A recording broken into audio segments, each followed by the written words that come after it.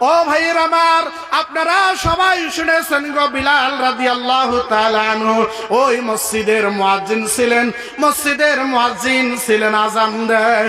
কিন্তু একদিন সকালে ফজরের সময় ওই বিলাল রাদিয়াল্লাহু তাআলা আনহু হাইয়া আলাস সালাহ হাইয়া আলাল ফালাহ বলার পর বলছে হাইয়া আলাল জিহাদ। ও ভাই বোঝা যায় ইনশাআল্লাহ কথাগুলো? বোঝা যায় ইনশাআল্লাহ? বোঝা যায় যদি একটু আওয়াজ দিবেন। ও ভাইয়ের আমার, এইবার মুয়াজ্জিন বলছে বিলাল রাদিয়াল্লাহু তাআলা আনহু হাইয়া আলাল জিহাদ হাইয়া আলাল জিহাদ। ও ভাইয়ের আমার, ওই মসজিদে নববীর পাশে একজন মেয়ে লোকের বাড়ি ছিল, আর ওই মেয়ে লোক সকালে উঠে, প্রতিদিন উঠে ওই বিলাল রাদিয়াল্লাহু তাআলা আনহুর আযান শুনে উঠে, ওই তিনি কি করে গো, ওই নামাজের জন্য তৈরি হয়ে যায়, কোরআনে কারিমের তেলাওয়াত করে। আর ওই দিন উঠিয়ে ওই মেয়ে লোক চোখের পানি ফেলিয়ে ফেলিয়ে কান্দে, এইবার চোখের পানি ফেলিয়ে ফেলিয়ে কান্দে, আর বলতেছে যে মুয়াজ্জিন, এই বিলাল তো আল্লাহর নবীর ইজাজত ছাড়া কোনদিন বলে না হাইয়া আলাল জিহাদ। আমি কাকে পাঠাই গো জিহাদে? না জানি আল্লাহর নবীর উপরে যদি বেদিন কাফেররা যদি তীর মারে আঘাত করে, আমি কাকে পাঠাবো গো জিহাদে? ও ভাইয়েরা আমার, কিতাবে আছে ওনার একটা ছেলে ছিল 7 বছর বয়স। ওই 7 বছরের বাচ্চা বলতেছে যে আম্মা, আপনি চিন্তা করেন না, আপনি চিন্তা করেন না, আমি নিশ্চয় ওই যুদ্ধে যায় আমি শহীদ হয়ে যাই, আমি শহীদের মা হিসাবে আপনাকে জমিনে বানিয়ে থুয়ে যাব। ওই মা বলছে যে বাবা, কেবল মাত্র 2 মাস হলো আমার স্বামী তো ওই যুদ্ধে যা শহীদ হয়ে গেছে, আমি কোনো আফসোস করি না, আফসোস করি না, কারণ আল্লাহর নবী তো বেঁচে গেছে, আল্লাহর নবীর উপরেতে কোনো হামলা হতে পারে নাই। বাবা তুমি তো ছোট, কিন্তু তোমাকে নেয় কি না নেয় আমি জানি না, কিন্তু আমার মন চায় আমি তোমাকেও যুদ্ধে দিয়ে আল্লাহর নবীকে কষ্ট থেকে বাঁচাই।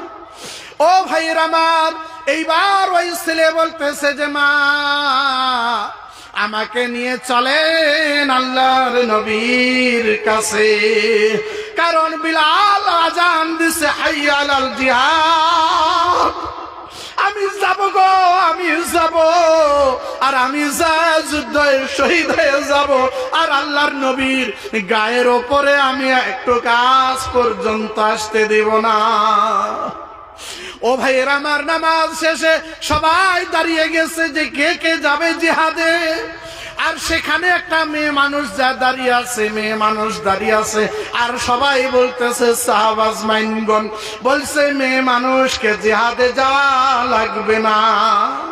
ওই মেয়ে বলতেছে যে না না না না, আমি তো যাব না গো, আমি যাব না, কিছুদিন পূর্বে আমার স্বামী আল্লাহর নবীর জিহাদে শহীদ হয়ে গেছে, আমি বড় খুশি হিসাবে আছি, কিন্তু আজকে আমি দাঁড়িয়ে আছি যে আল্লাহর নবীর সঙ্গে আমি একটা কথা বলবো গো, একটা কথা বলবো।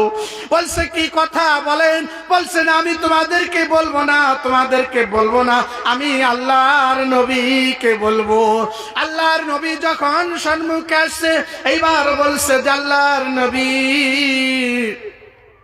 ওই বিলাল আযান দিছে হাইয়া আলাল জিহাদ, আর আমি তো যাওয়ার ইজাজত নাই, আর আমার তেমন কোনো কিছু মতো আমার সাবল শক্তিও নাই, কিন্তু আমার একটা বাচ্চা আছে 7 বছর বয়সের বাচ্চা, আর সে যাওয়ার জন্য তৈরি হয়ে আছে। আর আল্লাহর নবী বলতেছে যে মা, এই ছোট বাচ্চাকে তো যুদ্ধে জিহাদে নিয়ে গেলে আমাদের বড় যন্ত্রণা হবে, আমাদের বড় যন্ত্রণা হবে না, বয়স তখন তাকে যুদ্ধে নিয়ে যাব। ওই মা 2 চোখের পানি সারিয়ে দিয়ে কাঁদছে, আর বলছে যে আল্লাহর নবী আমি আমার ছেলের পরোয়া করি না গো, পরোয়া করি না।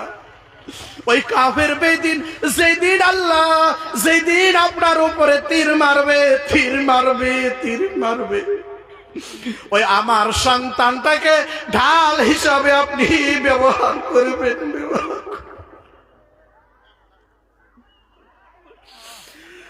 আল্লাহর নবী ওই যত তীর আপনার গায়ে লাগে না কেন, সর্বপ্রথম তীরটা যাতে আমার ছেলের ওপরে লাগে। আমার মার বিন্দু পর্যন্ত কষ্ট হবে না, কষ্ট হবে না। আমি কষ্ট ওই সময় পাবো আমার নবীর শরীরে, যে শরীরে মশা মাছি পর্যন্ত বসা হারাম, আর ওই শরীরে যদি কাফের বেদিনের তীর লাগিয়ে যায়, আর আমার বড় কষ্ট, কষ্ট।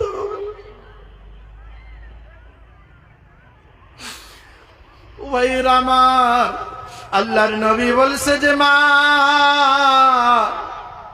আপনার ছেলে ছোট, আমি কথা দিলাম তার যখন বয়স হবে তাকে আমি যুদ্ধে দিয়ে যাব। ওই বাচ্চার সঙ্গে একসঙ্গে মা যখন যায়, হঠাৎ রাস্তা থেকে মা ছেলে হাতখানা ছুটিয়ে আল্লাহর নবীর কাছে আসিয়া বলছে যে আল্লাহর নবী, আমি যুদ্ধে যেতে চাই গো, আমি যুদ্ধে যেতে চাই। কারণ আমি দেখেছি আমার মা ওই ছোট ছোট লাকড়ি গুলে দিয়ে সর্বপ্রথম আগুন জ্বালায়। আজকে যদি আমি ফিরে যাই আর আল্লাহ রাব্বুল আলামিন যদি জাহান্নামের আগুন সর্বপ্রথম আমার উপরে দেয়, ও ভাইয়ের আমার, আল্লাহর নবী কথা বলে না, তৎক্ষণাৎ জিবরিল আমিন আসছে। জিবরিল আমিন আসিয়ে সালাম দিয়ে বলছে যে আল্লাহর নবী,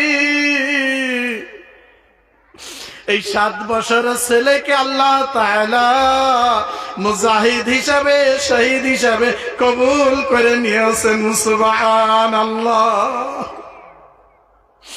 ও ভাইয়ের আমার, তারা যদি 7 বছরের বাচ্চা একটা নবীকে এত মায়া করতে পারে, এত মহব্বত করতে পারে গো, আর আজকে আমাদের কি হলো, বুড়া হয়ে গেছি, এখনো নবীর সিফত মায়া মহব্বত আমাদের ভিতরে আসলো না। ওই 50 বছরের চাচা যেটা এখনো এমন সিগারেট টানে, বিড়ি টানে গো, দায়ের কি দুর্গন্ধ বাহির হয়। ও ভাইয়ের আমার, বর্তমান আমাদের দক্ষিণ পারে সুন্দর ভাবে কত না কিছু ভাবে এই ট্যাবলেট খাওয়া, ইয়াবা খাওয়া চলছে, ড্রাগস খাওয়া। আপনার বিশ্বাস হবে না, বিশ্বাস হবে না, এমন নিশা শেষে পর্যন্ত ওই শরীরের ভ্যানে ইঞ্জেকশন দিতেছে গো, ইঞ্জেকশন দিতেছে। এমন নিশাও পর্যন্ত বর্তমান মুসলমানের বাচ্চারা করতেছে। ও ভাইয়ের আমার, এই সবরি বাড়িতে কাউন্টার রয়েছে, এই লালমাটি যান কাউন্টার রয়েছে, গোরবাঙ্গে যান কাউন্টার রয়েছে। আপনি একদিন 10 মিনিট তাকিয়ে থাকে দেখেন গো, সবগুলো মুসলমান মুসলমান তীর কাটতেছে। কারণ মুসলমানের এখন বিশ্বাস নাই, বিশ্বাস নাই। ও ভাইয়ের আমার, এই জন্য আল্লাহ রাব্বুল আলামিন বলেছেন, আল্লাহ রাব্বুল আলামিন বলেছেন ফাকুল তাস্তাগফিরু রাব্বাকুম, বলছে তোমরা তোমার রবের উপরে ইস্তিগফার করো। ও ভাইয়ের আমার, আল্লাহ রাব্বুল আলামিন বলেছেন তোমরা যদি ইস্তিগফার করো, ইস্তিগফার করো, আমি তোমাকে 5টা পুরস্কার দান করে দিব। সুবহানাল্লাহ। এমন পুরস্কার, এমন পুরস্কার, আপনি তো কত না ডক্টরের প্রেসক্রিপশন নিয়েছেন, কত না ডক্টরের সাজেশন দিয়ে আপনি আলু খাওয়া বাদ দিয়েছেন, আপনি মূলা খাওয়া বাদ দিয়েছেন, গোশত খাওয়া বাদ দিয়েছেন। ডক্টর বলছে যে, কিন্তু একজন ওলামার কথা আজ পর্যন্ত আপনি শোনেন নাই, মানেন নাই। ও ভাইয়ের আমার, ও পর্দানিশীন মা বোনের আমার, আপনাদেরকে বলছি গো, বলছি আজকে এই জলসা থাকি একটা কমসে কম পরামর্শ উলামায়ে কেরামের নিয়ে যাবেন। আল্লাহ রাব্বুল আলামিন ওই সূরা নূহতে কি বলছে? ফাকুল তুস্তাগফিরু রাব্বাকুম, বলছে তোমরা তোমার রবের কাছে ইস্তেগফার করো। ও ভাইয়ের আমার, আমরা ইস্তেগফার জানি না, জানা জানি বলি তো ইনশাআল্লাহ দেখি আস্তাগফিরুল্লাহ, আস্তাগফিরুল্লাহ। ভাই সবাই বলি ইনশাআল্লাহ আস্তাগফিরুল্লাহ, আস্তাগফিরুল্লাহ, আস্তাগফিরুল্লাহ। আস্তাগফিরুল্লাহ বললে কি পাওয়া যায় ভাইয়ের আমার? আল্লাহ রাব্বুল আলামিন বলেছেন ফাকুল তুস্তাগফিরু রাব্বাকুম ইন্নাহু কানা গাফফারা। বলছে আল্লাহ রাব্বুল আলামিন বলেছেন, বলছে তোমার গুনাহ সমূহ মাফ করে দেওয়া হবে। তুমি যতই বড় গুনাহগার হও না কেন, গুনাহগার হও না কেন, আল্লাহ রাব্বুল আলামিন এই ইস্তেগফারের কারণে সমস্ত মাফ করে দিবে। ও ভাইয়ের আমার, আমি বলছি তুমি কত গুনাহ করেছো। তুমি যদি সম্মুখে ভালো মানুষ হতে চাও, তুমি একটা তালিকা করিও কত গুনাহ করেছো গো, কত গুনাহ করেছো। কারণ গুনাহ কোনোদিন মানুষের মনে হারায় না। আপনি 10 টাকা কারো যদি দোকানে ওই লেনদেন করতে লিবি দিবি করতে, লিবি আর দিবি না। শোনেন নাই সান্দার কি কইছে? ও ভাইয়ের আমার, সান্দার কি কইছে? বলছে ভাই রে বাকি দিত সামনা সপ্তাহের দিন। শানদার কইছে কে বুঝছি, লিবি দিবি লিবি দিবি, লিবি আর দিবি না, হয় না? লিবি দিবি লিবি দিবি, লিবি আর দিবি না। ও ভাইয়ের আমার, এমন যদি লিবি দিবি লিবি আর দিবি না এমন মানুষ যদি থাকে, ওই মানুষেরও মনে আছে কোন দোকানদার আমার কাছে 1000 টাকা পায়। ও ভাইয়ের, আমি এই জন্য বলছি যে আপনি গুনাহগুলো কত গুনাহ করছেন, খারাপ কাজ করছেন, ওই কার সঙ্গে টেলিফোনে কথা বলছেন গো ঘন্টায় ঘন্টায়, ওই সমস্ত যে কথাগুলো জিনায় পরিণত হয়েছে। এবার লিস্ট করে আপনি আল্লাহ রাব্বুল আলামিনের কাছে মাফি চান। আর ভালো কত কাজ করছেন গো ভাইয়ের আমার, তারও লিস্ট করেন। কারণ ভালো কাজ তো মানুষ ভুলিয়ে যায়, মনে হারে যায়। কিন্তু একটা কথা বর্তমান মনে রাখে, কাকো যদি লেনদেন করে হাওলাত দেয় কিছু চাউল বা টাকা, 1 খোটা অবশ্যই মানুষ দিবে। 5 বছর পরে হলেও দিবে, আর বলবে যে আজকে তোর এমন অবস্থা, 10 বছর আগে কি অবস্থা আছিল, আমি না দিলে তোর ঘরে ভাত জুটতো না। এমন খোটা মানুষ দেয় গো, এমন খোটাওয়ালাকে আল্লাহ রাব্বুল আলামিন পছন্দ করেন না। ও ভাইয়ের আমার, এই জন্য আল্লাহ রাব্বুল আলামিন বলেছেন ফাকুল তুস্তাগফিরু রাব্বাকুম ইন্নাহু কানা গাফফারা। বলছে তুমি যতই বড় গুনাহ করো না কেন, গুনাহ করো না কেন, আল্লাহ রাব্বুল আলামিনের কাছে যদি তুমি মাফ চাও, আল্লাহ রাব্বুল আলামিন তোমাকে মাফ করে দিয়ে দিবেন। সুবহানাল্লাহ। ও ভাইয়ের আমার, ওই যে লাশ চুরি করতো, লাশের ভিতরে থাকি কাফন চুরি করতো আর জিনা করতো, তাকে আল্লাহ রাব্বুল আলামিন মাফ করে দিয়েছেন। ও ভাইয়ের আমার, ওই দাহিয়া কলবি, তাকে আল্লাহ রাব্বুল আলামিন মাফ করে দিয়েছেন। ও ভাইয়ের আমার, সালাবাতুল আনসারী রাদিয়াল্লাহু তাআলা আনহু, ওই তাকেও আল্লাহ রাব্বুল আলামিন মাফ করে দিয়েছেন গো। এই ঘটনাগুলো যদি বলি লম্বা চড়া সময় যাবে, কারণ আমার সময় তো কম, আমার সময় তো কম। ইনশাআল্লাহ অতিথি হযরত বহু দূর দূরান্ত থেকে আসছে, 3 জন এসেছে, ইনশাআল্লাহ তাদের কথা আরো ভালো হবে গো, আপনারা শুনবেন। কিন্তু আমি বলছি রব্বে কারীমের এই আয়াতখানা আপনারা একটু দিলের কান দিয়ে শুনবেন গো। ফাকুল তুস্তাগফিরু রাব্বাকুম, তোমরা তোমার রবের কাছে ইস্তেগফার করো। কি জন্য ইস্তেগফার করবে? ইন্নাহু কানা গাফফারা। বলছে তুমি যত বড় গুনাহগার হও না কেন, গুনাহগার হও না কেন, আল্লাহ রাব্বুল আলামিনের কাছে মাফি চাইলে আল্লাহ রাব্বুল আলামিন মাফ করে দিয়ে দেবেন। সুবহানাল্লাহ। আল্লাহ রাব্বুল আলামিন তারপরেই কি বলছেন, ইউরসিলিস সামা আলাইকুম মিদরারা। ও ভাইয়ের আমার, 29 পারায় সূরা নূতে আয়াতখানা আছে গো। আমি যখন তাফসীর পড়েছি, আমি যখন দুটা তাফসীর পড়েছি গো ভাইয়ের আমার চোখের পানি এসে গেছে যে আল্লাহ রাব্বুল আলামিন তার বান্দার জন্য কত সুন্দরভাবে কত সুন্দর ব্যবস্থা করে দিয়েছে।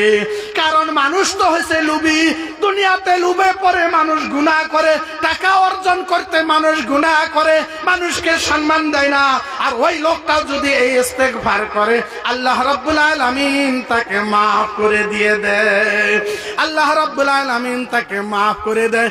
ইন্নাহু কানা গাফফারা ইরসিলিস সামা আলাইকুম মিদরারা। ও ভাইরা আমার, শোনেন গো শোনেন, আল্লাহ রাব্বুল আলামিন বলেছেন ইরসিলিস সামা আলাইকুম মিদরারা। আল্লাহ রাব্বুল আলামিন আকাশ থেকে রহমত আপনার উপরে বৃষ্টির ন্যায় বর্ষিত হইতে থাকবে। সুবহানাল্লাহ। ও ভাইয়ের আমার, আরেক তাফসীর কারক বলছে যে আল্লাহ রাব্বুল আলামিন রহমতের বৃষ্টি দান করে দিয়ে দেয়। সুবহানাল্লাহ। ও ভাইয়ের আমার, আল্লাহর যদি রহমত আমার উপরে বৃষ্টির ন্যায় বর্ষিত হইতেই থাকে, আর আল্লাহ যদি আমার উপরে রহম করে, দুনিয়ার কোন মানুষ কোথায় কিছু বলতে পারবে না। আপনারা বসেন, এমন উঠাউটি করছেন কেন? এত হলো। ও ভাইয়ের আমার, আমি বলছি যে ওই রব্বে কারীম বলছে আল্লাহ রাব্বুল আলামিন আসমান থেকে রহমত বৃষ্টির ন্যায় বর্ষিত হইতে থাকবে। ও ভাইয়ের আমার, এইবার রব্বে কারীমের কথাটা ভালো কিনা বলুন তো দেখি। ও ভাইয়ের আমার, আমরা ইস্তেগফার করব তো ইনশাআল্লাহ নাকি? ও ভাই, কে কে ইস্তেগফার করবেন না? আল্লাহ হাত তুলি দেখাই তো দিই। আপনার এটা ভুল হয়েছে না, আমারে ভুল হয়ে গেছে, চামড়ার মুখ না। আচ্ছা, কে কে ইস্তেগফার করুন ইনশাআল্লাহ? হাত তুলি দেখাই। লিল্লাহি তাকবীর। আওয়াজ দিন, লিল্লাহি তাকবীর, লিল্লাহি তাকবীর।